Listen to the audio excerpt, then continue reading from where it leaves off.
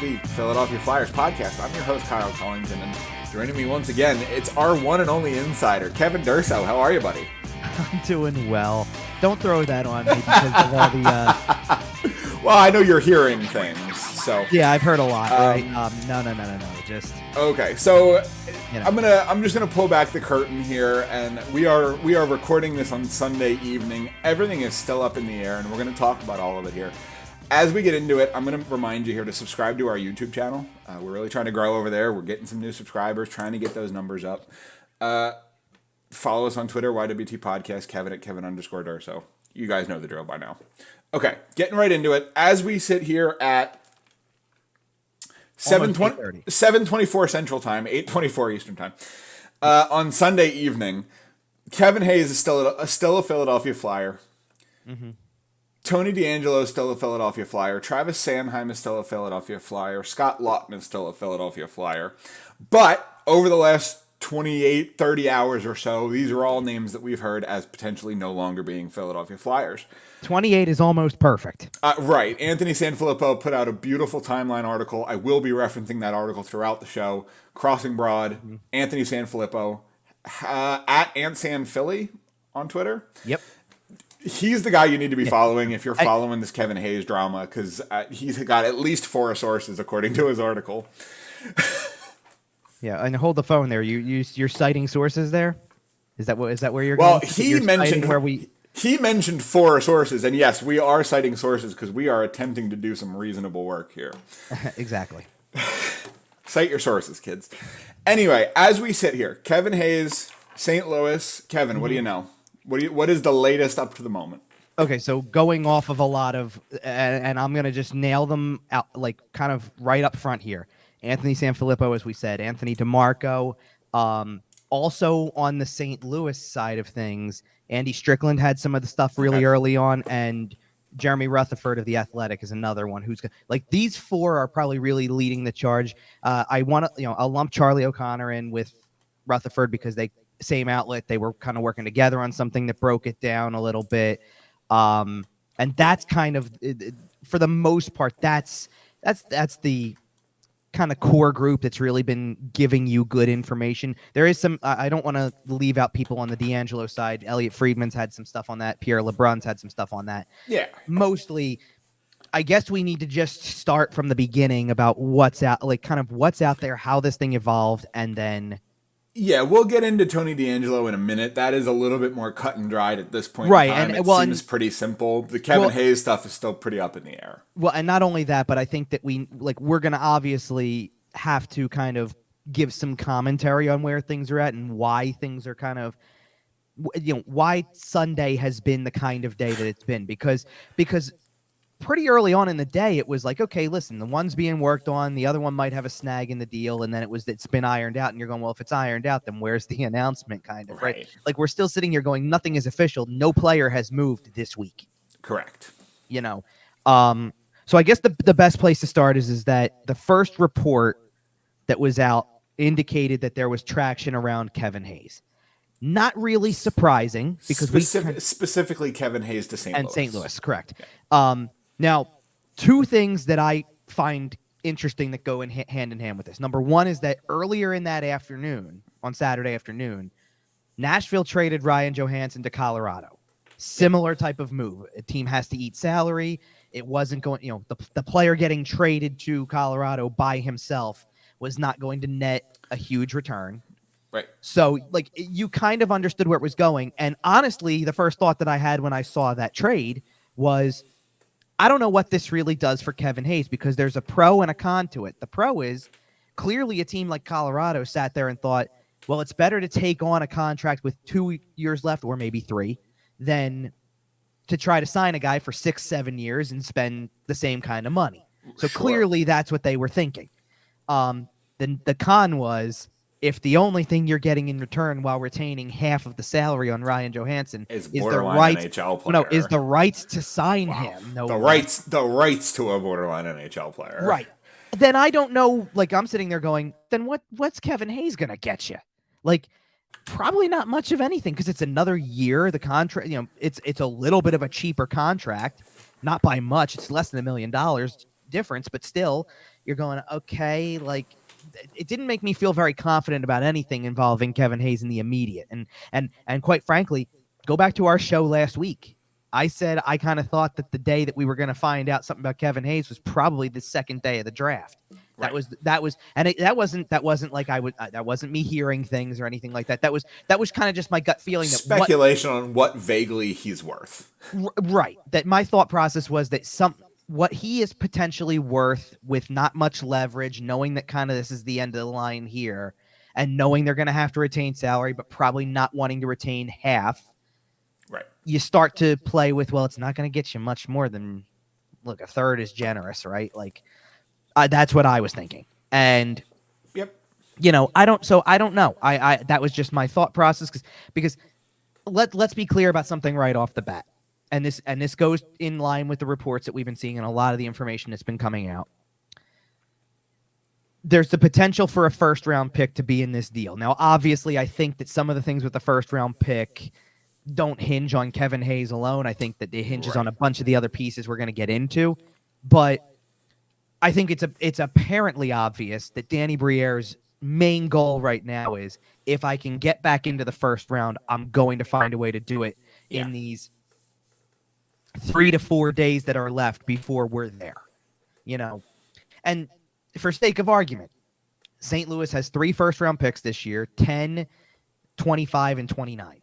And obviously, okay, you're probably not talking 10 in this deal, but 25 and 29. And immediately also, again, my thought process goes to, you may not really be looking to do anything with 7, because 7's a good spot for you. I mean, it's going to be hard to move up to get one of the top-end guys in the top 5. Trading back, maybe it'll get you back into the second, like you hope to, but I don't think it's going to do anything like late first for you or anything like that. But for the record, I could see, if you did end up with 2 picks in the mid to late 20s, I could see you packaging those to move up into the teams. Well, that's what my thought was, yes. Right. That you could then potentially say, well, listen, if you get to 17, 18, and you've got 22, 25 or 22, 29, maybe you can work a deal there. Maybe. I don't know. I mean, we'll see where that goes. But for now, obviously, that's all speculation at this point about what pick, even what pick it is. That's not even really reported, right? So really, there wasn't much to it in the early going. It was, okay, there's the chance Kevin Hayes is getting moved. That's not really surprising. And okay, St. Louis is a team that I think unsurprisingly is looking for centermen who can play in the middle 6 and give you something. Okay. Yeah. Obviously, there's other hurdles to work through, the salary retention and what comes back and all that. But I wasn't really thinking it was some big blockbuster deal. I kind of just thought it's Kevin Hayes is getting moved. You've got a dance partner. Great. Let's do some business. What more could you ask for? It seems like the writing's been on the wall. And just like Hayes had kind of said in his exit interview, we'll probably find out more around the draft. Well, we are within a week. Here we are. Yep. And seems like here we go, right? And then all of a sudden, one of the next reports that comes out, and I'm going to try to make sure that anything that I kind of that I give credit to where it's due, but again, it's probably one of the 5 at the beginning. There was a lot of stuff going on, so let's just bear with me on that. Yeah.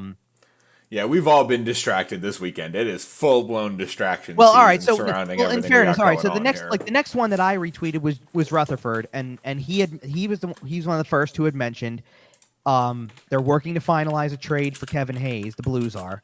Appears to be several elements involved, which takes time, but could be done today. But that's the first real mention of several elements, not just player for pick, retention, like. Several elements was like kind of hinting at whatever, and then it really started to pile on because Sam Filippo says it's going to be several names from the NHL roster included.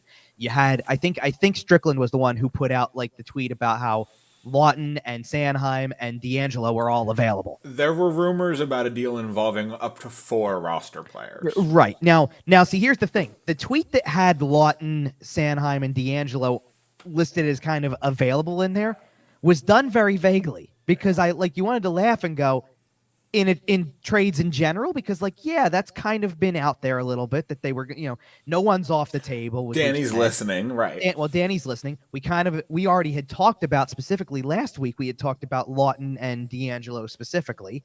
Sanheim was kind of a newer one, but I think that there's an understanding of why they would consider moving that contract. So, all right. And then it kind of all of a sudden it was like the realization hits like, no, we're talking same deal. And that's massive if it was all the same deal. Enormous. And this is, by the way, this is all without the mention of anything from St. Louis other than other than a first-round pick, probably. Yep. That was the only thing that was really being talked about. So you have all these different, directions coming at all these different things coming at you in terms of who could be in the deal, things like that. And then it kind of, as it filtered itself down, the story became Hayes and Travis Sanheim from the Flyer side of things, with salary retained on Hayes. Yep. For a first round pick, one of probably the later two. Yep. 25 or 29. And what was believed to be Torrey Krug, because it was basically, it was like, hey, there's probably a defenseman in the deal. Somebody's got a no movement clause. It wasn't like 5 of their 6 defensemen have no movement clauses as far as St. Louis goes. The entire core has a no movement clause. Right. And one of the things that right off the bat, like from the beginning, when it was just there's traction between a deal with Hayes and St. Louis, one of the first things that was mentioned was St. Louis is not on Kevin Hayes' list for no movement clause, so it's not going to be his no move clause. Right. So his no move clause doesn't even come into play. Travis Sanheim has a no movement clause that kicks in when the contract starts on July 1st. So that's not a problem either. So it's not a problem, but it does put a timer on this trade. Well, it's not right. Well, no, or you know what I mean. In terms of as of Saturday of this week, there's still a week to go. But while we still sit here on Sunday night and the deal's not done, you start. No, but it's not the holdup right now. It's not the holdup right now. That's not what's slowing this down. Yep. So all attention starts to direct to it's somebody on the St. Louis side, and all of a sudden, like here again, you got 2 St. Louis guys reporting on this, and they're basically just knocking them off one after another. Well, it's not Parayko. Well, it's not Parayko and Letty. It's not Justin Falk. So you start and it's Marcus basically Scandella or Krug. And Scandella has a modified, and the Flyers are not on his list. So now, like you've done it. You've cracked the code. We have Sherlock Holmes it like So it's pretty much Torrey Krug at that point, and that's when everything kind of starts up, and it's like, well, Krug is not going to approve this, even if the objective here is he's not going to be a Flyer. Like, even if the long-term objective is he's getting flipped almost immediately. And once we heard it was Krug, and we almost immediately heard that Danny Briere was trying to work with Krug to figure out who he does want to go to and try to facilitate a trade there and kind of grease the wheels of the whole process. Mm-hmm. So that, I mean, at this point in time, that's really where the St. Louis thing lies at this point. That I think at one point in time, this was a deal that, and Sam Filippo kind of said this also. Sam Filippo had said that it was 3 players in the deal from the Flyers, which, again, you're putting one of Laughton or DeAngelo. I'm going to tend to lean DeAngelo there because of the fact that DeAngelo is so quickly involved in another deal, or potential deal, pending deal, however you want to look at it. Still pending. Still up in the air deal. Well, and this may be part of the reason why. Correct. We don't know all the pieces involved here. And I guess we can kind of briefly touch on DeAngelo because we've kind of come to him. We'll come back to Hayes and kind of finish the story there, but it does seem pretty clear at this point that Tony DeAngelo is going to end up back in Carolina. I don't know if it's completely clear yet because I'll explain why. This was the story that was out late last night. Kind of, Friedman had something on it first. And again, said it was probably not going to get done until Sunday, which is understandable. It was kind of later on kind of thing. And Pierre LeBrun doubled down on it. Same thing. This is probably where this is going. And I think the thing that doesn't make a lot of sense to me, just thinking out loud here, is so this morning when everybody wakes up, all of a sudden there's a snag in the deal. And to me, there's only two possible explanations for what the snag in the deal is. And again, this is me just thinking out loud. This is pure speculation. Correct.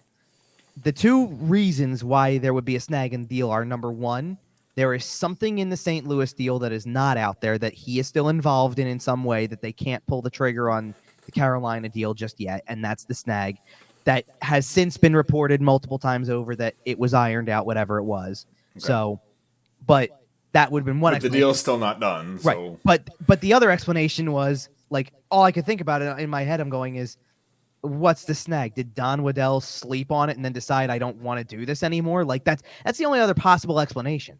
Like, right. They're not giving up any. Well, like Carolina. Because it seems from the reports we've heard that it's a pretty straightforward swap. It's going to be exactly. DeAngelo for a low-level lottery ticket kind of prospect. Correct. And 50% salary retained on the Flyers end, which, let's put it this way. Whether you do that now or whether you wait until the deadline, that's what you were going to do anyway. Absolutely. So, and I kind of quote tweeted one of the trade report things and threw in like my 2 cents on the whole DeAngelo thing for one, because we're almost up on a year of that, since that happened in the first place. And, kind of like I tweeted, it's, pretty much that was a mistake from the beginning. It didn't make sense at the time. It was a way too big of a package. The contract was big. And at this point in time, getting anything back, even if it is getting your third round pick back would be a massive win. Well, and it's not going to be a pick per se, but like I'm saying, if you got one of the picks you traded for him back, any of them, it doesn't really matter which of them, it's probably a win. Well, and any, it's kind of almost anything at this point. Like a low level prospect, fine. Listen, it's better, while retaining the salary, it's better than the two alternative, which are ride it out for the year and nobody takes him no matter what. And he gets to sit in your locker room all year. Or buy him out, which buying him out is really a 2-year process. Yep. So as far as I'm concerned, if you can make this a 1-year process and then he's off the books, do it. Absolutely. Like I don't understand, but it's like it's pretty obvious why the two guys that are at the center of these two trade possibilities right now are the two guys at the center. Yep. It's not saying, like we talked about this last week, it's not saying Kevin Hayes isn't a good player, and it's not saying that he's not good for a locker room. It's the way it all kind of went down, and it's the way that it's going to be with Tortorella, and it's the way the last couple of years of that contract are going to look on a team that's on its way downhill. Well, especially while he's in his 30s. And actively feuding with the head coach. As far, we can, again, speculation, so to speak, but like it seems like the writing's on the wall there. I agree. And well, in the same, like, listen, the same thing. You can try to tell me all you want to that there's no beef between DeAngelo and Tortorella. He was a healthy scratch for the final 5 games of the season. You tell me what that's supposed to represent. Right. That is at minimum a message. Sure.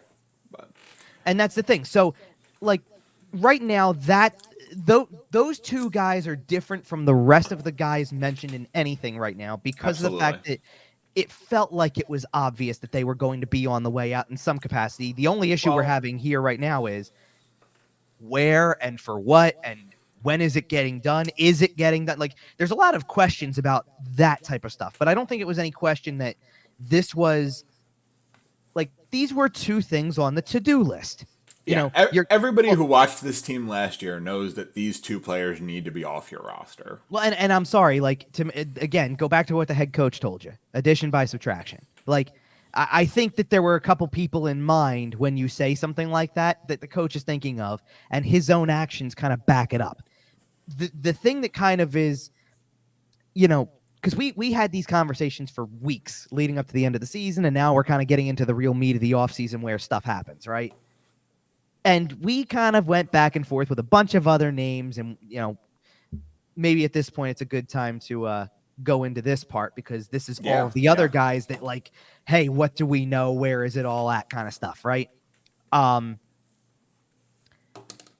If from 1 week till now, I think my thoughts have changed a little bit on some of these guys being mentioned. Okay. Like for example, Travis Sanheim. You think it's pretty likely he's gone at this point? It's not that it's pretty likely it's going to happen because obviously a lot has to happen to make a trade happen, as we're seeing right now. Sure. Obviously, we're on day 2 of trade watch for all of this stuff. But like, I just get the sense that, let's put it this way. If Torrey Krug waives the no trade clause yesterday, is the deal done? Because if it is, then Travis Sanheim wouldn't be a Flyer. But while this is up in the air, what's the likelihood that you got to think about the guy who's just sitting there, who probably has some idea that his name is all over this right now, and is thinking, I feel like Briere almost feels a little bit more of an obligation now to move this while he can, because it's while the no move isn't kicked in yet. Well, and I was just about to ask, have you ever seen a player sign an 8-year extension with a team and then get traded before it kicks in? Like, and I'm not talking about a sign-in trade. Like, those happen on occasion. But I know what you mean. A situation like this where you sign this player with, presumably in good faith, to keep him for 8 years. You want him to be part of your roster. He's a guy that we've always kind of looked at as one of the members of the core. Yeah. And here we are, less than a year later, and he's on his way out. I gotta double check this because I don't completely remember, but he was in a topic we might get to way down the line here in the show. When the Flyers in the video, right? Yeah. They did a jersey reveal this week for what the jerseys are going to look like next season, and he's in the video. And you kind of that'll age like milk if he's gone. Well, I you know what? Yes and no, because they're going to have to reshoot at least his part of it. I don't know, because you did what you wanted to do. He was still a member of the team the day that it came out. I don't think anybody thought at the beginning of this week that his name would get more traction than maybe some of the other names we have written down here. Scott Laughton and Travis Konecny. We were talking way more about them than we were Travis Sanheim at the end. In last week's episode. The other two, just real quick to that commercial. The other two in that commercial were Tippett and Delorier, I think. Which it was Delorier in the black jersey. Right. Right. We'll get into all that later. Yeah, anyway, But like, that's what I'm saying. Like, I kind of wonder if there's almost like this sense that like, you got to do this right now. Let's put it this way. Regardless of what the details are in the reports and hearing things and all that, regardless of all of that, okay, Hayes and DeAngelo, we knew were kind of on the, like I said, on the to-do list, so to speak. But you're watching Danny Briere do more than just house cleaning here. Danny Briere is almost like trying to push the reset button in a very intense way, in terms of, like, think about this for a second. We've been saying for a while, like, maybe you don't go back as far as the Kevin Hayes trade and then signing him to the contract that he's currently on, because that did have some moments. The first year, obviously, nobody was disagreeing with it. And then 2 years after, and we can play the what if game on, if Nolan Patrick's healthy, does that contract look better, and et cetera, et cetera, et cetera. Right. Yeah, well, we've done it 1,000 times. And I'm not trying to do it right here. No, for sure. But but the DeAngelo deal or the Sanheim contract extension, those are things that last year we were sitting there going, what are you trying to do exactly? Yep. You're not going to be a great team this year. And like in a weird sort of, like, believe me, we had our reasons for disagreeing with the DeAngelo sign and trade thing, and I'm not. But then he showed up on the ice and he was terrible. Well, for half the season. Well, that was part of the reason why I didn't think it made sense, because I kind of knew what was coming when he played on this team versus the Carolina Hurricanes. Because you traded Shane Gostisbehere and assets to get Shane Gostisbehere. It's to an extent, yes. And well, okay, they're the same player. Pretty close. I mean, Gostisbehere probably has a little bit more defensive prowess, to be honest.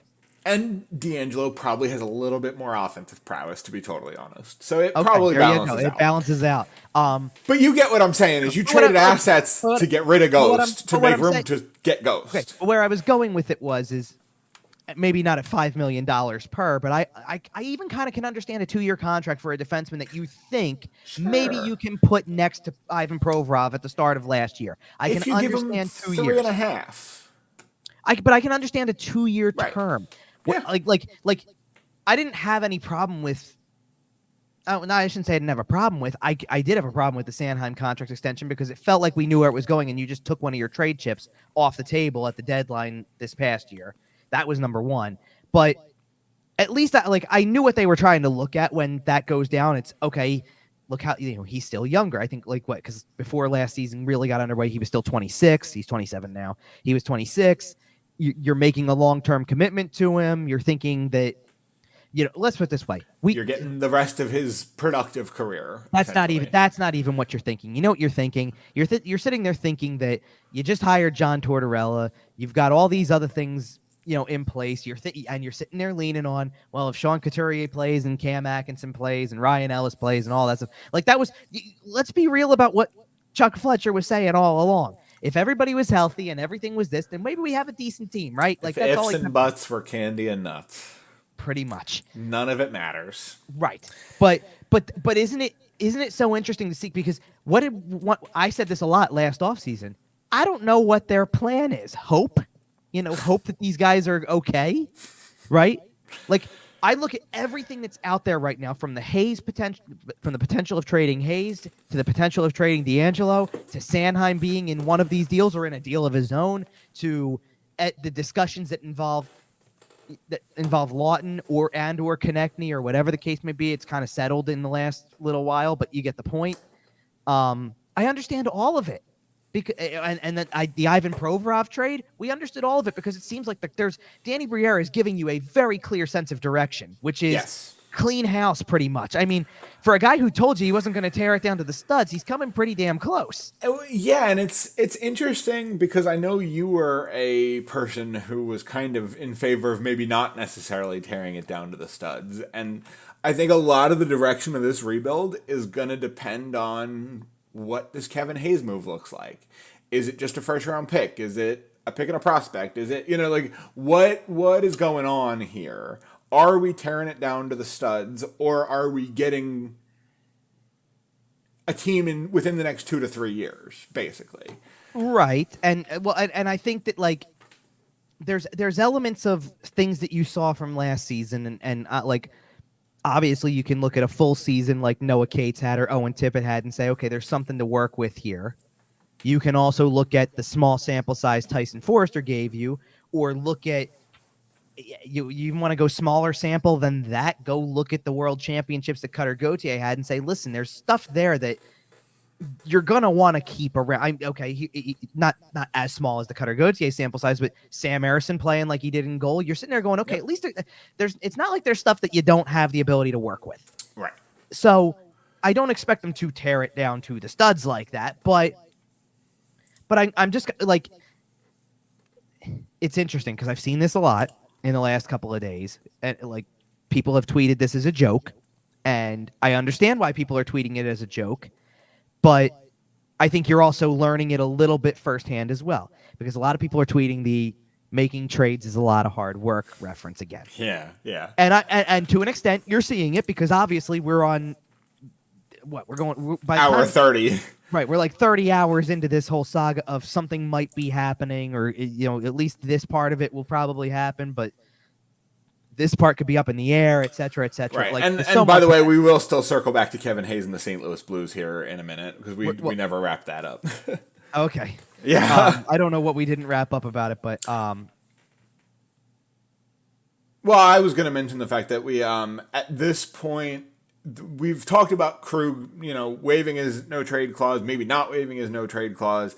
We don't know where that sits at the current moment. Right. I know you mentioned something right before the show that sounded a little shifty, but that maybe he was considering waiving it. The problem is there's so much being thrown around, you just don't know right now. Well, of course. The one thing I will say that I do agree with that is that I don't think any report that says he's not waiving it right now is completely final at this moment, because the biggest piece that you're talking about right now, grand scheme of things, because even the Sanheim portion of this, if the Sanheim thing is before the no move kicks in on July 1st, I still don't think that that's where you're worried about. The timeline really is Wednesday, because that's fair. You're talking about a first you're looking round at first round picks. Right. That's, I think, what matters. So I don't think Danny Briere is like chalking it up as a loss here if nothing got resolved yesterday, today, tomorrow. Like, Danny Briere is probably sitting there saying, by all means, let's go into Tuesday. Let's go into Wednesday morning with this if we have to. Like, well, and I did want to mention, I think just seeing what Danny Briere is trying to do here, like we've talked about him kind of taking some big shots and maybe tearing it down pretty heftily at this point.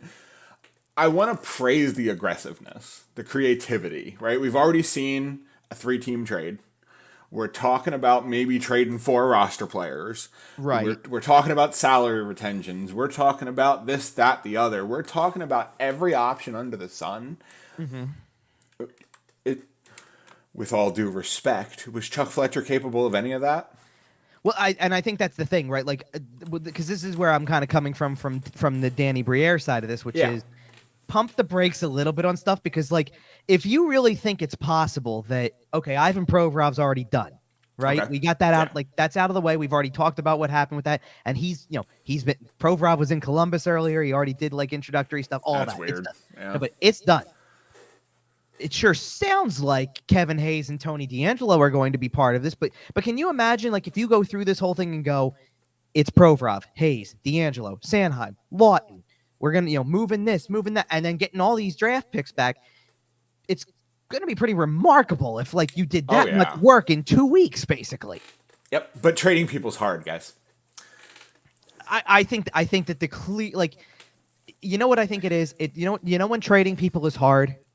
When you sit there and wait for people to call you. These moves feel like moves that Danny Briere is calling and saying, hey, Doug, I have Kevin Hayes here. How about a first-round pick?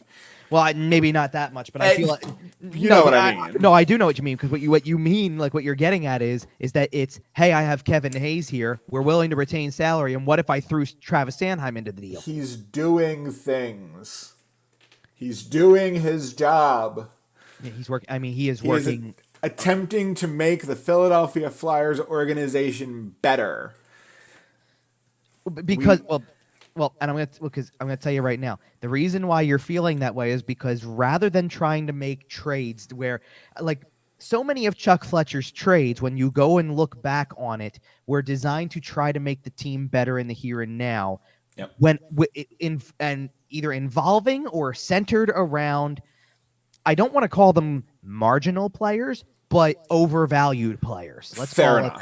Fair enough. Like, I'm not trying to sit here and tell you Rasmus Ristolainen's a marginal NHL player. He's not. He would be on every NHL roster because every team would sit there and say, I can find a place for him. But let's be real about where he would play on most teams and how much money he would like. Right? Let's be real about the assets you're willing to trade and what you're willing to trade for him. Exactly. Yep. So that's the problem. Was you're trying way too hard to make a trade. Like, is that the and I'm speaking out of pure speculation, and I'm not trying to harp on something that is long in the past at this point.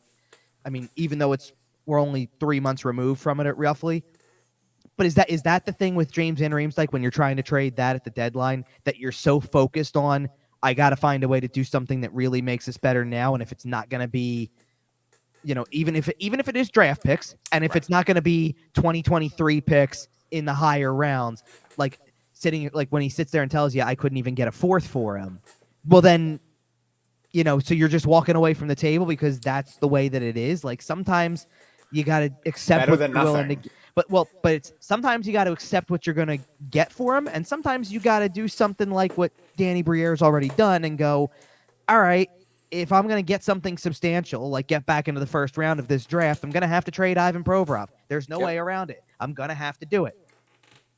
And that's, that's why you're hearing Travis Sanheim. That's why you're, to an extent, hearing Scott Laughton. I don't know that, and it was funny because I got a text about, and this is not with information, but a text about, geez, see this thing about Laughton being on the table for St. Louis and a first and second being offered and being turned down. And I even said, I don't think that was true. Right. Because Scott Laughton would be, man, you put him under Doug Armstrong and Craig Berube. Oh, my God. Well, it's not even that. If you got offered a first and a second for him, what are you doing? No, of course. You take it. Right. Like, you should be taking it. But then again, I also thought about it. I'm like, okay, timing is everything.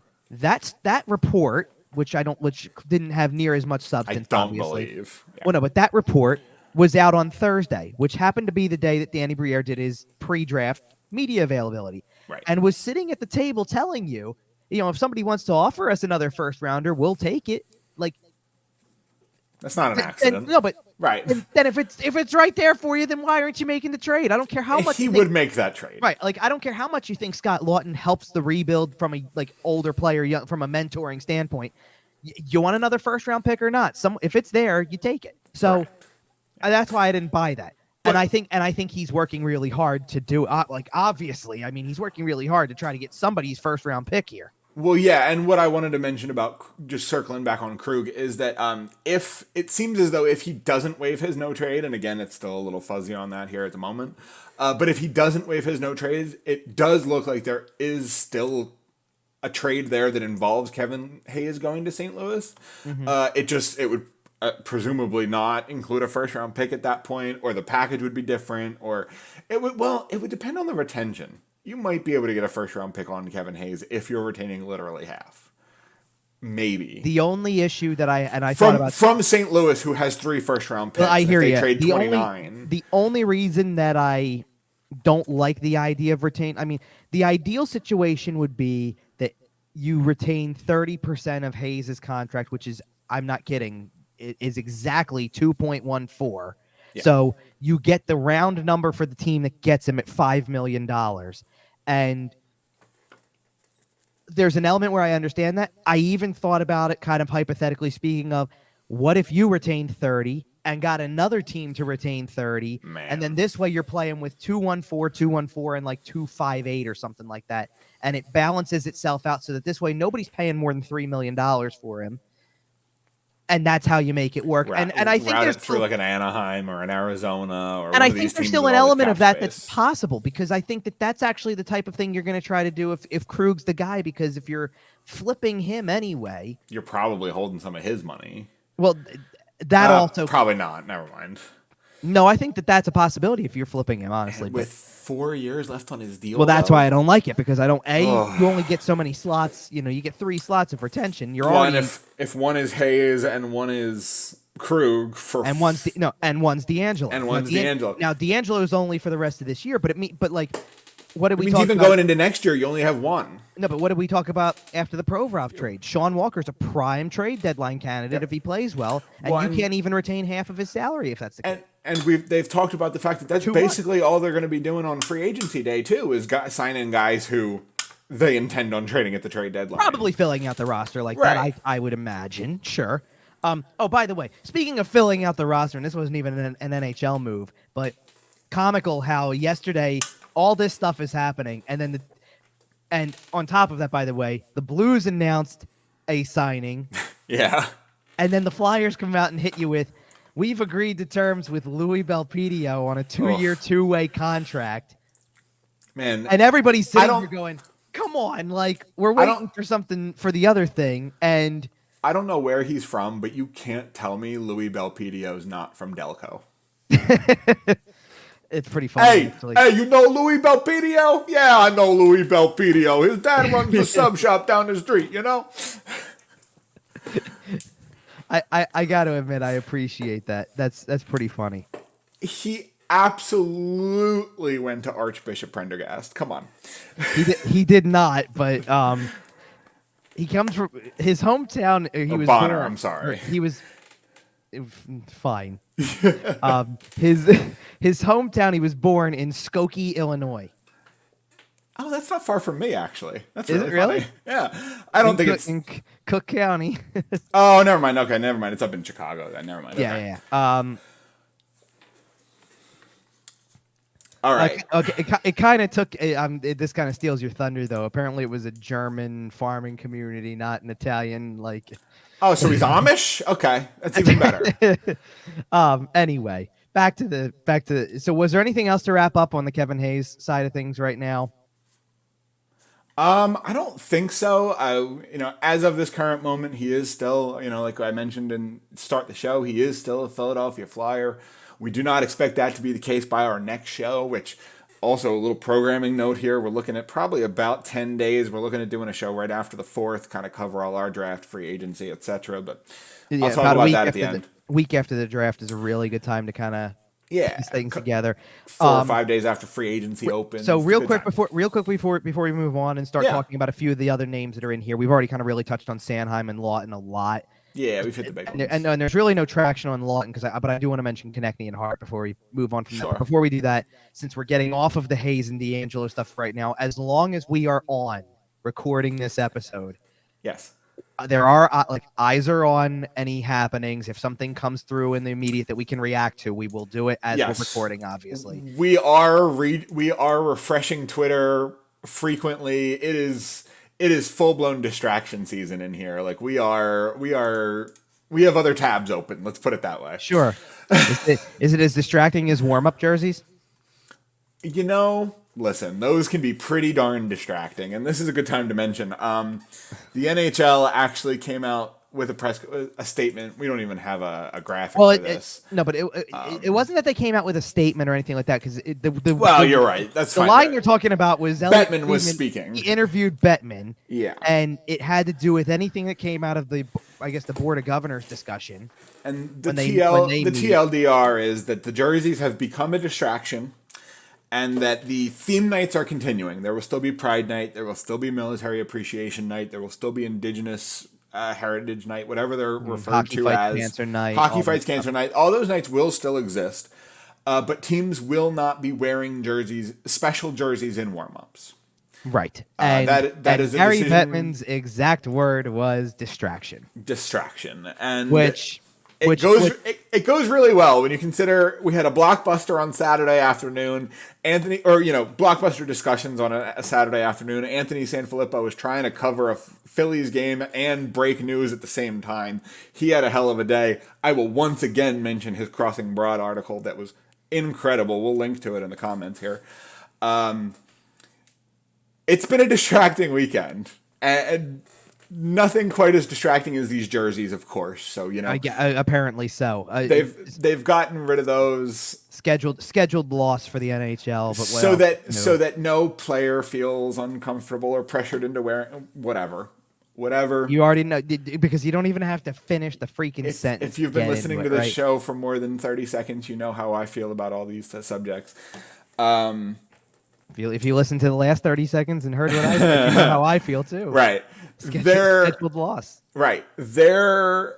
And they will still be a couple players will be like wearing jerseys and taking pictures of them, and they will still be auctioning some amount of jerseys off, but no, they will not be worn on the ice during pregame warm-ups. So if we're on jerseys, do we just want to touch on the new Flyers jerseys? We did mention it a little bit earlier. What? We'll do it right after I do a couple quick footnotes on these last. Yeah, for sure.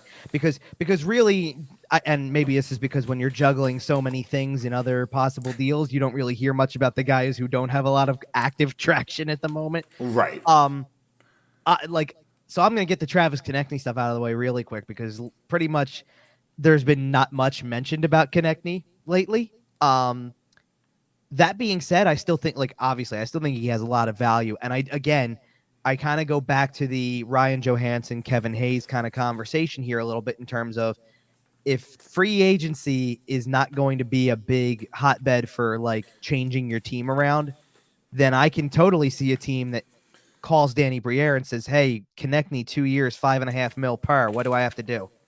Yep. I don't see any reason why you wouldn't at least attempt. And listen, I'm sure for Briere that's a hard sell, because you like what he gives you and you see progress. You see him being an all-star level player, especially on a team that doesn't have a lot of star talent around it. But okay. And let's kind of also go to the Carter Hart stuff really quick to kind of put some of that to bed, because as long as we do not have a resolution with the Hockey Canada stuff, it seems unlikely it's probably we're gonna get a Carter not Hart happening. transaction. Yeah. So I would pretty much say for sure and certain, do not expect a trade of Carter Hart in the next week. No, and it certainly seems as though those results aren't going to be made public for several weeks at this point. They'll probably be buried at some point in the summer when people aren't paying attention. They'll try. That's how the NHL. Scheduled loss. Let's be honest. Scheduled loss. Right. This will not come out when Elliot Friedman's at work. Let's put it that way. Yeah, but anyway. like you said, until there's a resolution on that, we've seen it with other players from that team. It's just so difficult to do anything with those guys because everything is possibly on fire. Right. Yeah. It's just completely up in the air until you know for sure and certain. Because the last thing you want to do is trade for a guy and have that report come out and name him. And sure, exactly. You're that organization. But that's the quick portion of it, because you've got, the Sanheim stuff is very much active at this given moment, as we said. And Laughton, I think there's, again, as much as it's a tough trade for the Flyers because you can see him being a mentor. I love Scott Laughton, but I'll be stunned if Scott Laughton's still a Flyer on Friday. I'm getting to that sense too, because it just feels like there's too much noise going on now. Like, and it the really noise on Hart obviously died down while we still wait on Hockey Canada stuff and all that.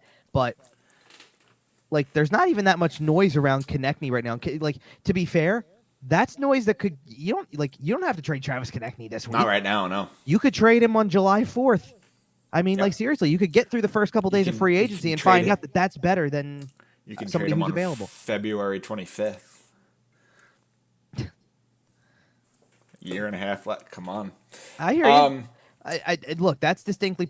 You know what though, and the reason why I'm not disagreeing with that, but the reason why I'm thinking like such short term right now is because I think this is why Danny Briere is so active, because I agree. There's a recognition of this might be as good as everybody is to the rest of the league, and with that, and while they're not going to play another game, step on the ice for another practice, take the chance of getting injured, getting this, whatever the case may be, you're going off of complete 1,000% track record right now. And by doing so, you may get the best value in return that you will get for any of these players right now, especially like we said, especially with the Hayes Sanheim kind of potential here.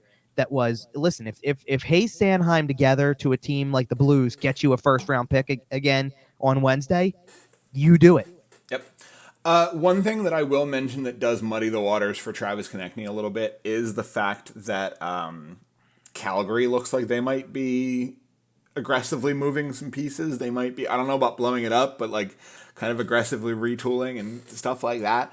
Some of the assets that they might be turning around might fill some of that same trade market that Travis Konecny is in, so that you might be bidding. You might be bidding against the Calgary Flames a little bit here in terms of maximizing value on your assets. Well, that was also always an element with Carter Hart as well, because there's goalies all over the market. Right, you couldn't look at Carter Hart and then ignore the fact that hey, John Gibson's on the market. Connor Hellebuyck might be available. Jacob Markstrom might be available. Right.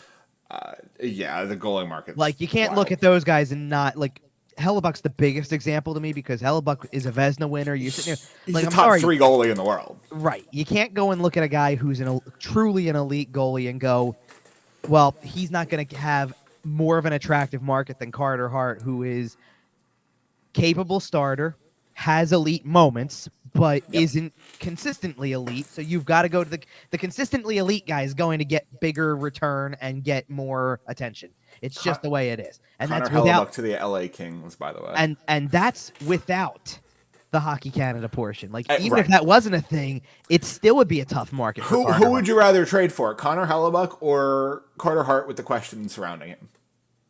Well, because I think the questions surrounding him are more than enough to make up the age gap and the skill gap, frankly.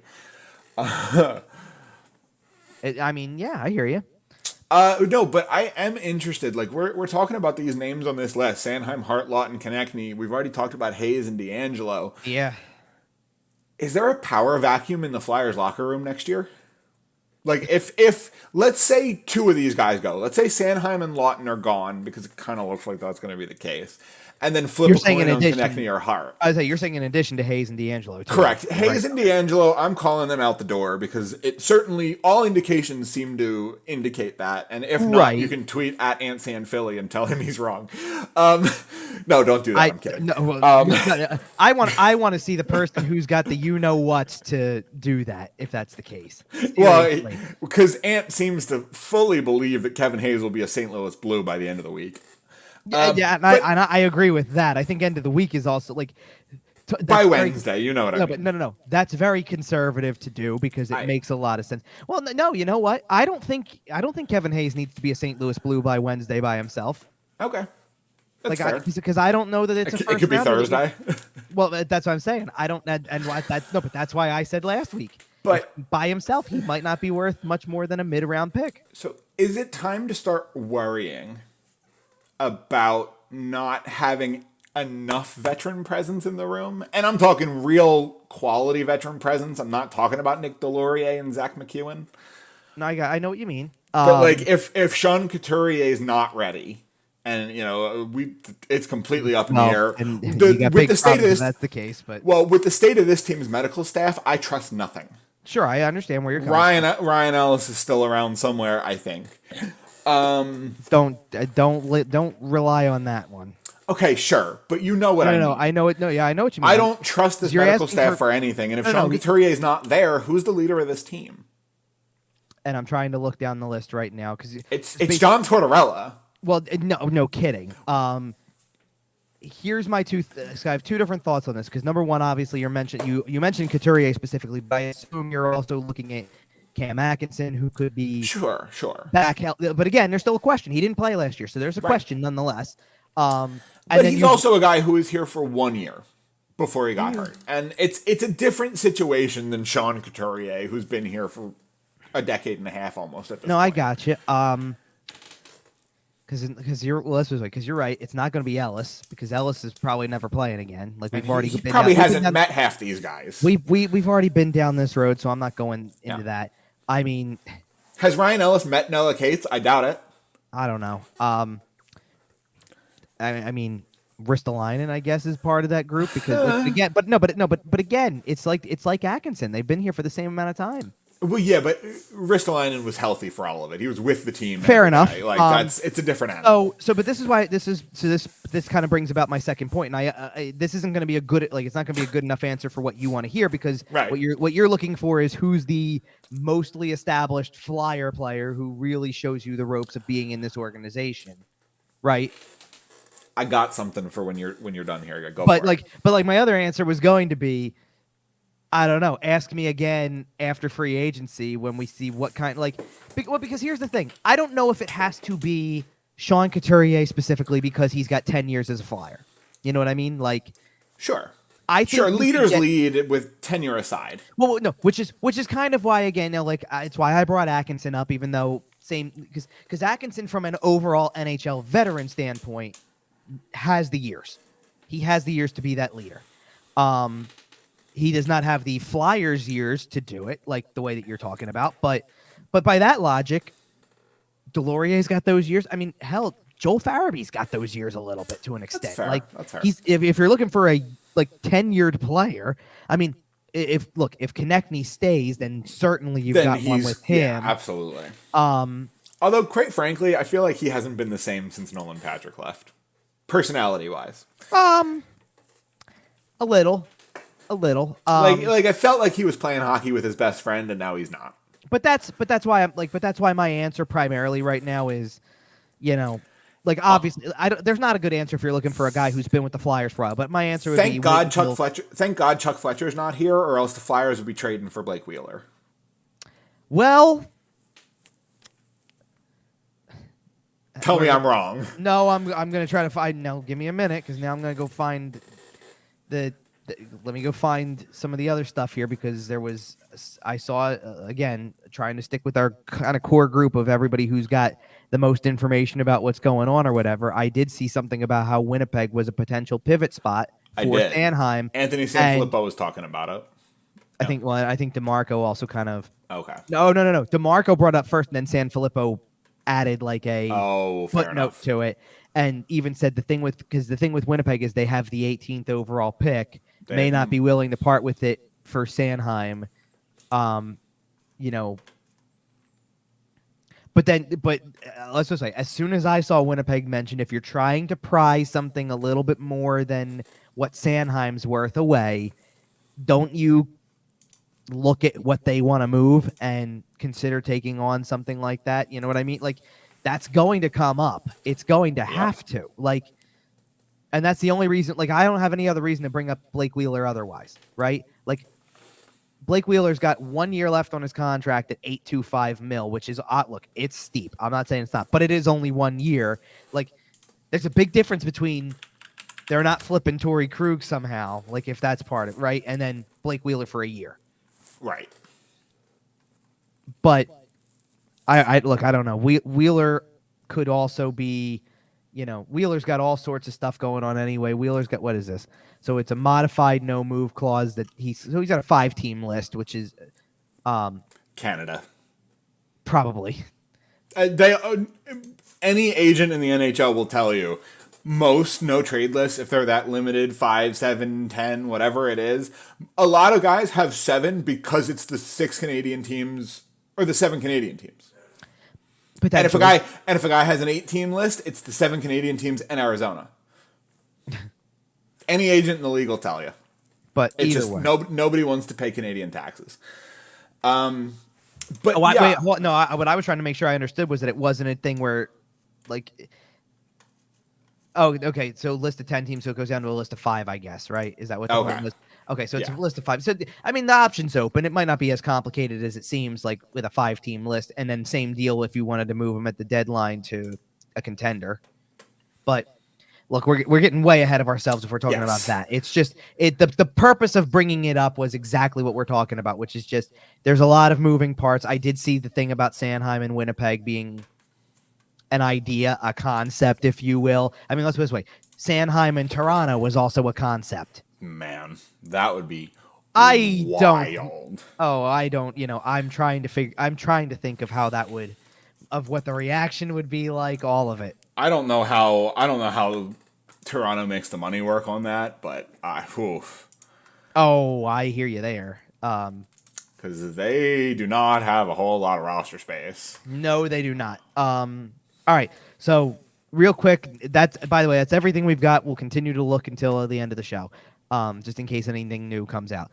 Do we want to touch uniforms really quick first before getting to the draft? Yeah, let's touch on those. So we got a new uniform, and we heard about it about a day before it happened, and we got the reveal video, and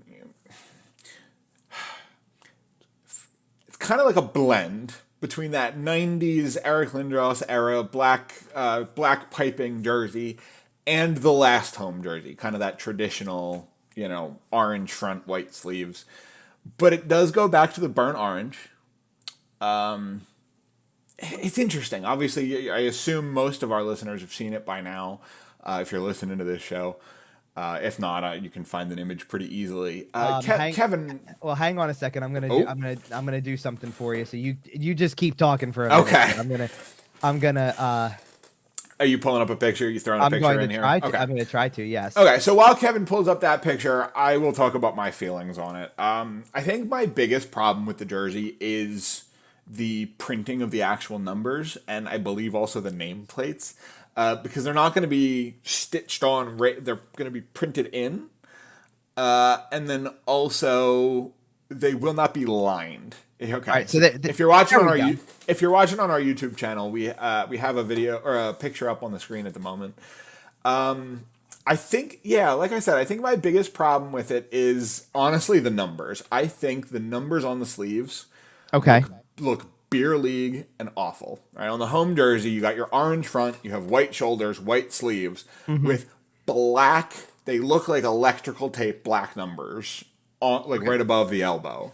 So here, let me break down a couple of things really quick. And again, hat tip to Anthony Sanfilippo on this one. Yep. Because the understanding is that obviously one of the first things that you notice when you look at this lineup of jerseys is the alternate is exactly the same. Yeah, and I want to put a pin in that. And I want to talk. Yeah, I want to break down the jerseys first. But then we will. But because I'm making this mention really quick, so we don't even have to talk about that jersey, other than the one element that's different about it, which was also part of the home jersey anyway. So we'll get into that. But sure. Sanfilippo had written about them that there's probably a different version of this or a different alternate coming in another season. This is probably a placeholder for a year. They also, by the way, and not that we really needed Anthony to confirm this in an article on Crossing Broad as much, because we kind of already know how this drill works. I mean, what in February it's going to be the 5th outdoor game that the Flyers have played so far. So a New Jersey is coming for that event specifically, and then they'll wear it a couple more times in the season. They'll wear it at home. They'll wear it at home once. I guarantee that's probably what it is. They'll wear it at home once because the game is technically in New Jersey or in up, near New York. No, it's in New Jersey. I said know, near. No. I know the Giants and Jets play there, but it's in New Jersey.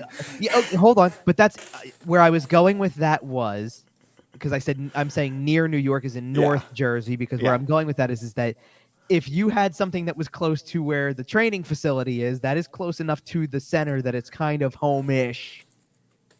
South Jersey is home-ish. So the fact that it is a game being played in North Jersey would indicate that,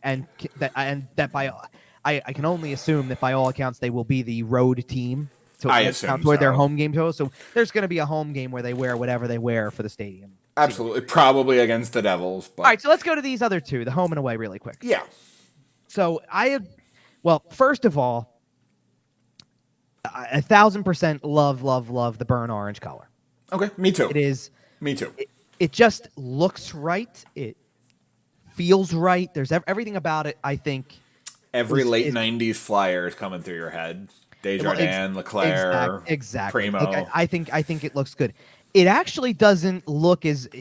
I know that there's a lot of people that really like the piping that goes along the shoulder that from the 90s version of this. I don't miss it as much as I thought I would looking at this.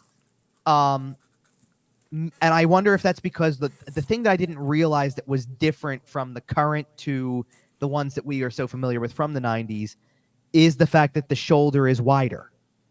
That the white over the shoulder or the orange over the shoulder is wider than it was on the other jerseys that they currently were wearing.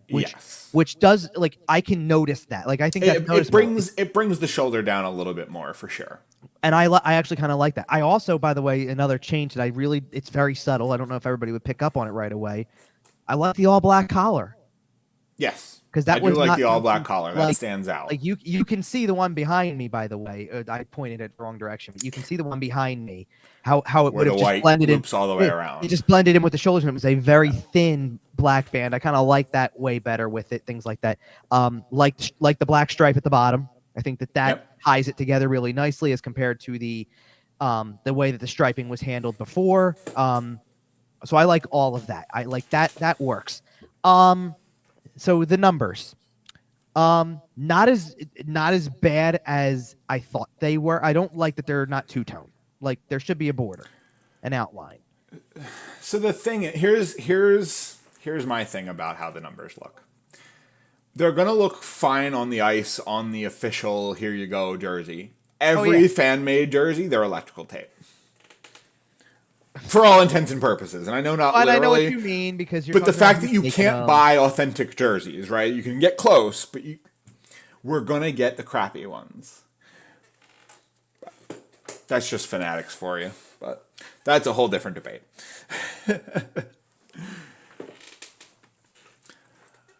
But I did want to mention about the alternate. Okay. Obviously, they went with the old Stadium Series, the Pittsburgh Stadium Series jersey, the black with the thick orange band around the bicep. Mm-hmm. The thing is, and I know it's probably the one that's coming next year, the one that I think you said Ant Sanfilippo is talking about. Yeah. I have to imagine this is what next year's alternate is going to be. But it's just so easy. It's just right there, right? You know a little bit about Photoshop, right? You just where it's orange, you just fill that with black. Make it the same exact jersey, but on the home jersey where it's orange, that big orange swatch through the front, just make a black version. If you want to make the numbers orange, whatever looks good on the final product. But all you needed to do was a black jersey. Do you know something though? And this is really interesting moving forward because I just had a thought about this that changes the game just a little tiny bit. Okay. There's two elements to the jersey from the 90s to this version that are missing that don't look bad on the orange and don't look bad on the white. Okay. One of which is the piping. Right. The piping is not completely necessary. I mean, I understand why people kind of long. I long for it, for sure. I know why people long for it. I'm just looking at it and going, okay, I understand how it's not because let's be real about something. It's got to have a little bit of an element of difference. It can't be exactly the same. Come on. I mean, the jersey they just wore was the same jersey they wore in the 70s. With a different orange. But everybody hated that. If they had given us that jersey with the burnt orange, we would have loved it.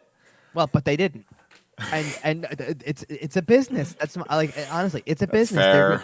What do you think that they like? They want to be able to make some money off of this, and they will sell them. That's so. Well, speaking of making money off them, hold on. So it's not a deal because we'll get into that. I know where you want to go.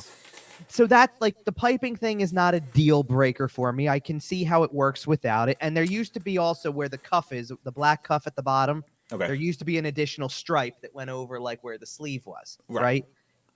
Which I will admit, on first seeing them, I really hated them not having that. Mm-hmm. I know we talked about it a little bit. Yeah, and I don't think ultimately I don't think it mattered later on. Like it matters later on. It does. It's not a huge deal. It looks better in this still shot that I'm looking at here on the screen than it looked in the video. I'll be honest. Sure, and the other thing that you don't have anything to go off of is when they bring one out in person. Man, because we haven't seen it. It's gonna be months until I see one. Yeah, I know. But here's my problem with just replacing the orange with black for an alternate. Then where, aside from the actual orange that's incorporated into the logo, where's the orange? Because that black jersey in years past had orange piping and had an orange stripe over the sleeve, and that's where it was. So where is it now? The collar. Yeah. I don't know about that. I think there's a way you do it. It makes it look good. First of all, I think you make the numbers orange. You might have to line them in black just to make them more visible, but you put the numbers in orange. You can also make that cuff orange. The cuff we were just talking about right there near the wrist. So just hold on a second, because I'm going to go back because I want to make sure I remember every detail as accurately as possible. Okay. Okay, so again, so it was an orange piping, the orange stripe around the sleeve. The numbers on the sleeve were over the white shoulders, were black outlined in orange. Right. So you know what? Like you're probably onto something with orange numbers there, even though let's be real, the orange numbers fit on the orange jersey and sure. But then again, you know why we're saying that, but still. And other than that, as far as I can tell, the only elements of orange that you're going to find on a jersey like that, if that's what they're thinking of doing, is the number on the back of the jersey will probably be outlined in orange. Yep. To be honest, one of the things I'm very curious about that I don't know how I would feel about moving forward is because one of the elements that they kept was the nameplate. Yes. That the nameplate is black with white lettering on the white jersey and white with black lettering on the orange jersey. Yep. So I don't even know what a version of that would look like on a black jersey because it's always just been either probably white with black letters, or orange with black letters. Either that or it won't have it because I think that the current alternate doesn't. I think it does it not? Is it not? Oh, it's orange with orange with black lettering, right? Well, then maybe that's where the orange goes. I guess that's kind of what I'm thinking. Is you can get enough orange on there that it's recognizable, and it is an alternate jersey, right? Like it is supposed to be a little different. Sure. Now wait a second. Is this what is this supposed to be what they thought they were doing for this, or because I just happened to find a potential rendering, and sure enough, now that's an interesting concept. So a potentially orange, the numbers on the sleeve would be orange, like you said. That's an interesting concept. What if the cuff at the bottom was orange too instead of black? Yeah, I said that. That's an option. I think that you can get enough orange in there that it's a recognizable Flyers jersey. And then the nameplate thing and things like that. Yeah, I guess I could see it. I'm just curious. All right, so do you want to get to the other? And I guarantee you, by the way, if the outside of the collar isn't orange, the inside of it will be. Oh yeah. So you'll get your pop of color. But yeah, the other money-making revenue, other than just selling jerseys, is that the NHL teams, as of a couple of years ago, also have the opportunity to sell a sponsorship patch on their jersey. And we have seen the first Flyers sponsor jersey. Now, it is only on the home jersey. But that's I can't... I don't know exactly... Yeah, I don't know exactly who it is, but it's a Blue Cross network. It's Independence Blue Cross. It is Independence Blue Cross? Okay. Yeah, now, and there's a reason behind it because obviously there's the new era stuff and there's a lot of new faces and all that stuff like that. So in case you didn't know, Dan Hilferty used to run Independence Blue Cross. So Okay. it I kind was of not made- aware of that, but that makes a lot of sense. So it's only natural that there's a connection there, and it's pretty easy to make that your sponsor. So I get it. The two things, because like I kind of shrug it off. I know people don't like it; they think it's an eyesore. I know, and I get why. I understand why, and I understand why. Like even if you're of the mind of I know why they have to do it or why teams are doing it. Can you just blend it in with the rest of the jersey? I would be fine with that. Right. If you change the color to it's white, I would totally 1,000% understand that. It doesn't match anything else when it's blue. I give you that. I understand where you're coming from. Otherwise, though, and I don't know if people realize. As far as I think there's people out there that do realize it, but I think there's people who don't. To my knowledge, anyway, the jerseys that you would buy don't have this unless I believe that is the case. Unless you get one that is literally advertised as on ice version. Like we talked about earlier, it is impossible for fans to buy literally authentic NHL caliber jerseys unless they were made for a player. But this is what I'm saying, because it almost creates a third category. Yes. Like it creates replica, authentic, and then on ice authentic, if you will. Obviously, this is a topic that's been explored before, but the NHL is not the first league to put ads on jerseys. It's been a thing in European leagues forever. It's been a thing in soccer forever. The MLS specifically, yes. Not even MLS specifically. Oh, no, look at the Premier League. Oh, no, every team has a sponsor on the front of their jersey where the crest goes. I know. I feel like a lot of North American sports fans were introduced to this, though, through MLS because they were doing it. Like the big ones, big on the front of the jersey. Certain outlets give you the option to choose if you want a jersey with the ads or a jersey without the ads, and the ones with the ads sell way better because it's what the players actually wear. It is. I think that there. You know what? I think so if you want to make a point and not be a billboard, and you want to support your team without necessarily supporting their advertisers, then you can buy the the non-ad one. Exactly. Well, and it was interesting, okay, because this, I'm not trying to go off on a tangent with this, but it was a recent discussion because during the Stanley Cup final, there was a whole thing about where the patch was in virtue with the advertising and all stuff like that. And it's not even that it's a dumb argument. I think there's such a simple solution, and I don't the only explanation is money-hungry owners. Because which we know is the source of this stuff anyway. But there's an advertising revenue. But in my mind, okay, let's just hypothetically speaking here for a minute, because we already know where this is going to an extent. So the Flyers are going to play next season with Independence Blue Cross on the front of their jerseys 41 times, right?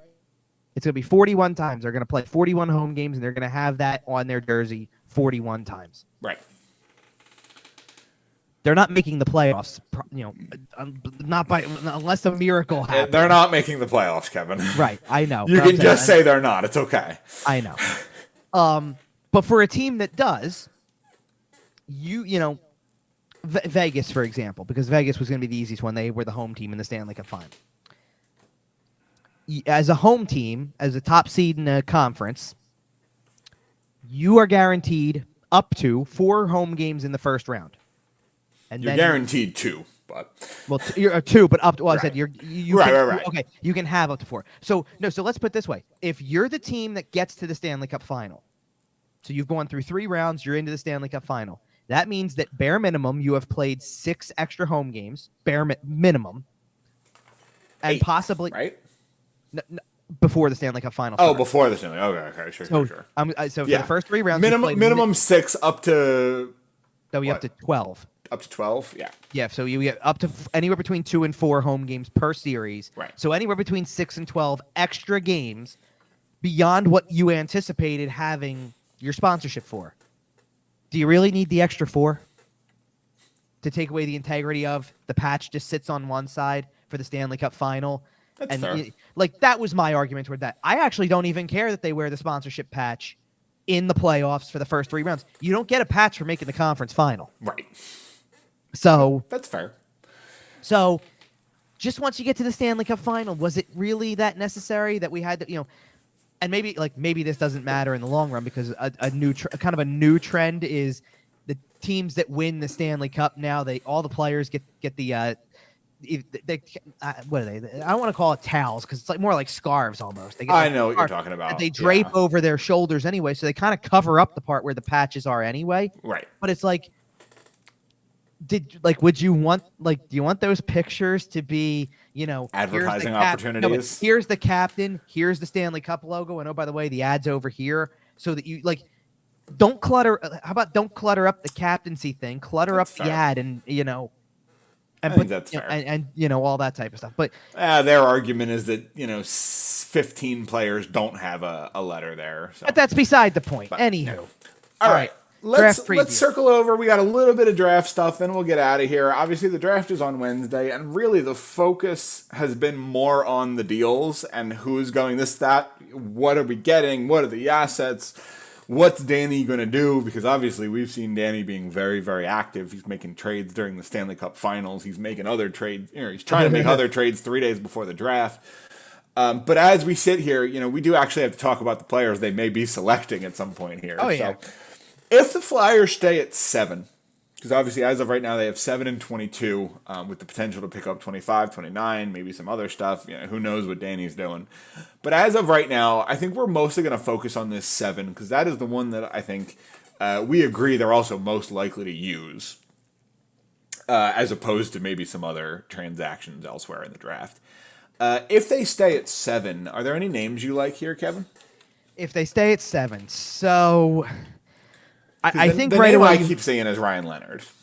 And I think that they really like Ryan Leonard. I don't know if he's the number 1 on the list, but I think they really like him. He was mentioned specifically at the pre-draft media availability.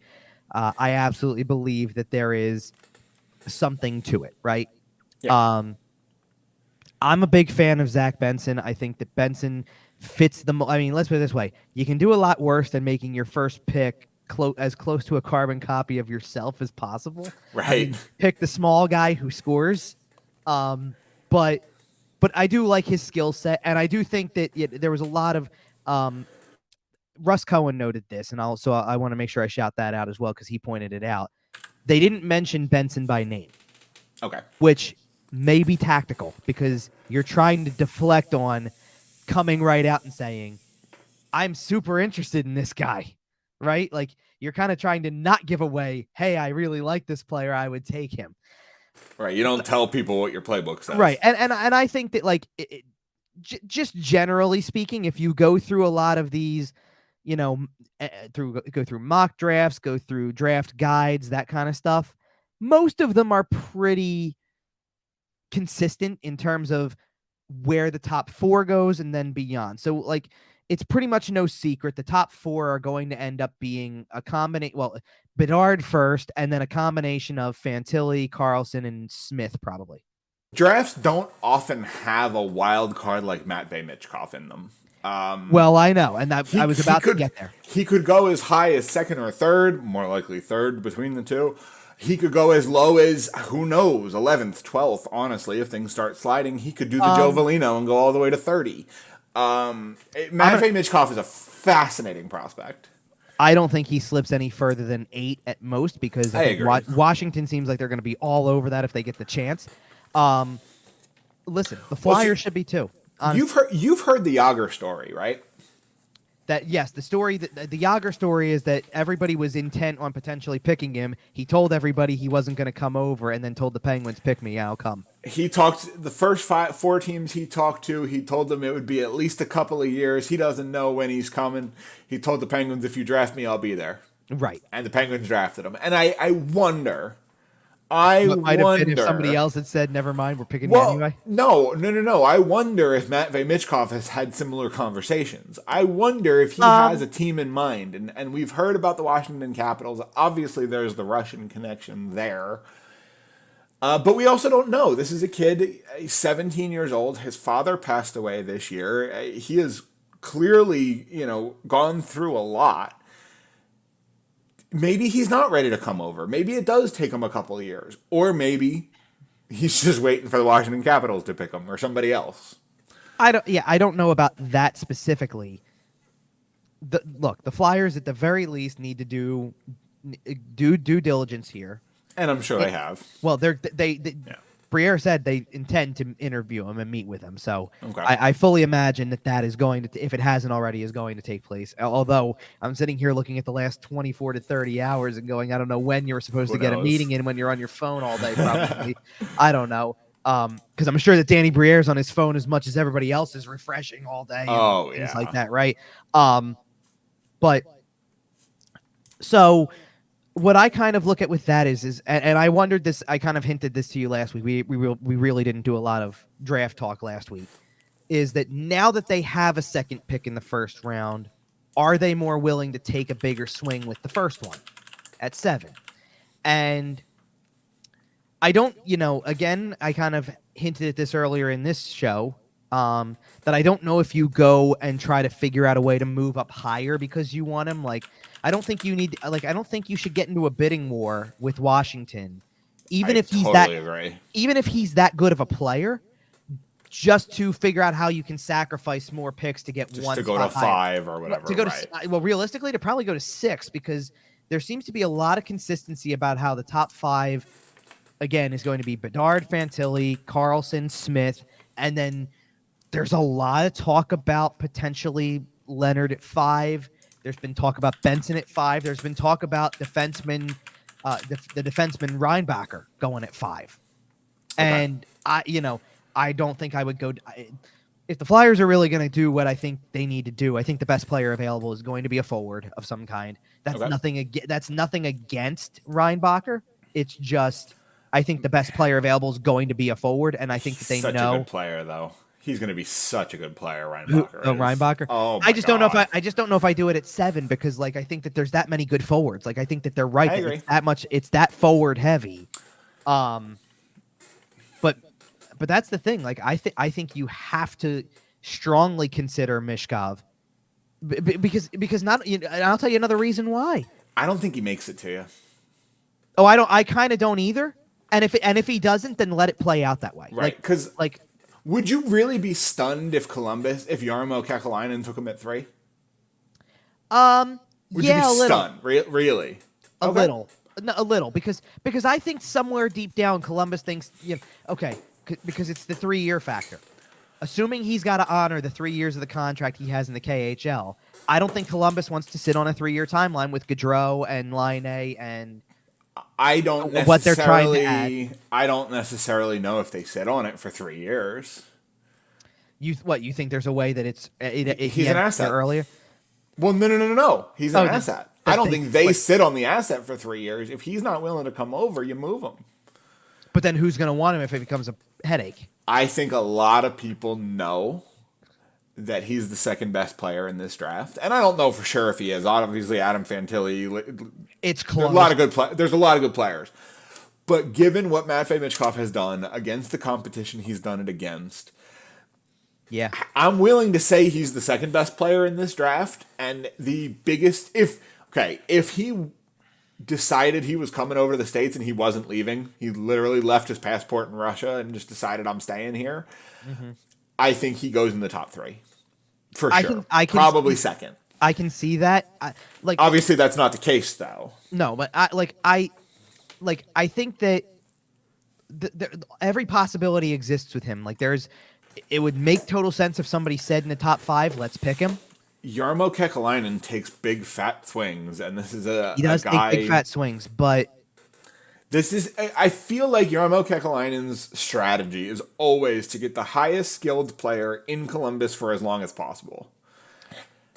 And getting Matvei Michkov, again, even whether it's the player that you intend on using at some point or the asset that you intend on turning into other assets. Well, then I want you to consider one other thing then with this, because it's probably pretty again, I think it's obvious Mishkov's not going to play this year in the NHL. I mean, he'll play. He's going to play probably KHL. Bedard's obviously going to play NHL. Obviously, Fantilli's talked about going back to Michigan. I wouldn't be surprised if he did. So I don't know that he's playing NHL next year, which leads me to believe that there's potential that for as good as the draft is advertised to be, that there is potential that only that it may be that we don't see it this year very much. That it may be Bedard. And what happens if someone says Carlson's ready? You know what I mean? Somebody from the top 10. outside of number 1, there's usually somebody from the top 10 who ends up cracking a roster. I'm just trying to figure out which one it would be though. Like, I mean, like, I don't know which team it would end up being in this case. Like, what if Arizona? Are you telling me San Jose is not icing whoever they draft? No, because I think San Jose's taking Smith and he's going to college. That's fair. That's fair. That's the biggest issue. It's not a matter of that they're it's not the availability. Ready. Well, it's not even that. It's not that they're not willing to ice the player potentially. I think it's that there's so many of these U.S. college commit kids in the top 10, 15, like that. I don't know. If if Montreal does end up taking Reinbacher. Okay. Like, you telling me he can't make that team nowadays? No, that's one that I could see potentially happening. I don't know why. Like, I don't get the sense he's getting taken that high. I mean, if he does, then I know it's not unheard of. Like, I know Montreal seems like they have a likeness for him. I'm not saying that at all. Well, and he's big for that team. Yeah, I can understand that. But so all right, so we're obviously. But okay, so if Michkov's there at 7, are you taking him? If you're Danny Briere and Michkov's sitting there, and you're at 7, I'm not saying trading up assets to get him. No, I know. I think that. Look, we're not going to know exactly what's said in the meeting with him, but if he can calm your nerves enough about, like, if he doesn't say anything that he's coming eventually. Well, if he doesn't spark any red flags that make you think there's going to be problems, I think you have to strongly consider it, because if he somehow or other gets to you, I don't know how you're supposed to let that go. Right. That's the problem. I mean, you're looking for game changers, and I'm not trying to sit here and say that the average guy who goes at 7 couldn't be. Benson could be a future superstar. Leonard could be a future. You never know. Those are guys that could be around there, and you've got a handful of others. I'll throw out a couple other names really quick. Dvorsky has been one that's been out there. Oliver Moore's been out there a little bit. Those are guys I think you have to, like, you're going to give some attention to, and then, sure. And it gets really interesting after that, because like that teenish area, like, and this is something to watch for, by the way, because I do want to make sure that we don't. Well, I was going to ask you, how many draft picks do the Flyers end up with in the first round? I'm going to set the over/under at 2.5. I would take the over there. I think that somehow or other in the next 3 days they end up with another first based on what they're working on. See, I'm still going to take the under, because I do think they're going to end up with another first, but I think you trade up. You know what? I lean the opposite way. You'd rather trade down and get some seconds? And it's not that I'd rather. It's not that I'd rather. That's what you think they're going to? I think that's a strong possibility. I mean, listen, the cupboard is bare, right? There are not a whole lot of high-end prospects in the Flyers system. I mean, okay. I wouldn't be sad about it. Okay, I want you. Let me do something really quick, because I'm looking at, like, I'm obviously looking at a prospect list for a second to kind of go over names really quick. But yeah, let me just confirm, as because the whole draft order was out. So just let me confirm something really quick for the whole draft, and kind of just put this into perspective as we kind of get to the not the second round, but towards into the second pick area and things like that, because I'm just thumbing through here just to try to figure out where, kind of where some other picks are. All right. I mean, that's the same spot, but all right. But for all intents and purposes, let's just start there. If you're the Flyers and you somehow or other get a third first round pick from another team, whether it's St. Louis or otherwise, right? So now let's just say, hypothetically speaking, you have 29. If Washington wants Michkov that badly, do you let them trade the spot and see how desperate they are, which would include the 40th overall pick? Oh, yeah. And then give yourself 8 and 3 more by the top 40. Absolutely. I would do that. I don't know if they would. But yeah, I would absolutely. No, because I don't know that they would either, because my intention is kind of more along the lines of you start to look for the other teams that have another pick to give, so to speak. Like you get to this isn't a team with a third first-round pick, but you get to where, like, if you get to Arizona territory and you say, listen, Arizona trade up from 12 to 7, and you could end up with they also so then you could end up down at 12 and also get 38. That's a possibility. I believe there's one more. I mean, depending on how long the St. Louis saga goes on for, could you play that card and say, hey, listen, we'll drop 3 spots to 10, give us 25 while you're at it, or 29.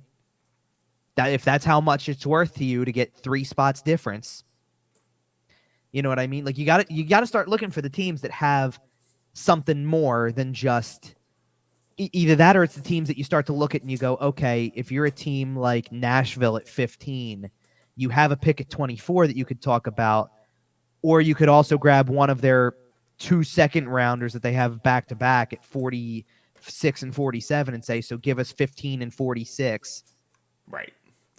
I think that, but I think that's your common goal, correct? Like, sure, play with that top 10-ish range of the second round and say, can we get back in for something like that? Well, and it also depends on who's on your list, who you've looked at, who you've liked, where they're going to go.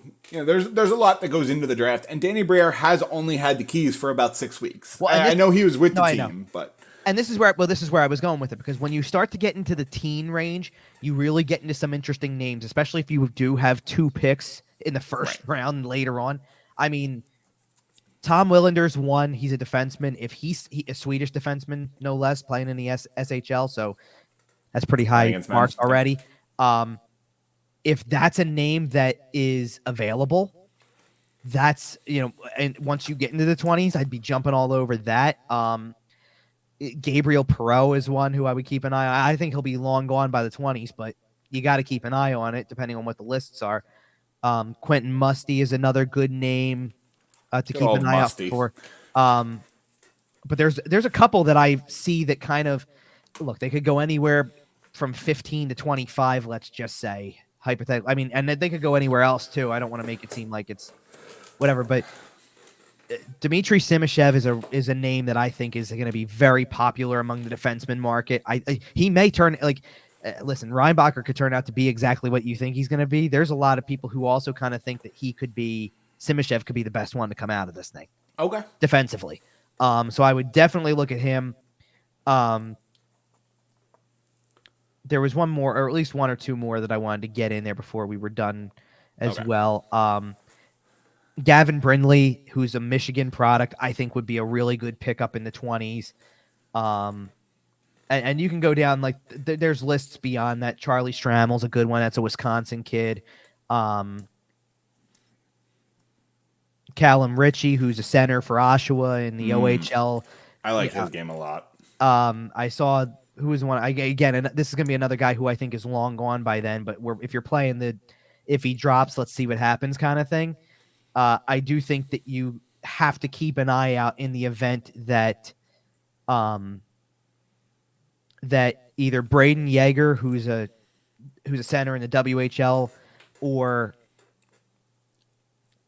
Colby Barlow, who's a winger in the OHL. Those I think they're going top 15. If I'm being honest, like I could see that, but see, this is the thing. But we've seen stranger things happen. They could trade up. Like, there's all sorts of possibility for what could happen. We've seen stranger things happen with teams' lists.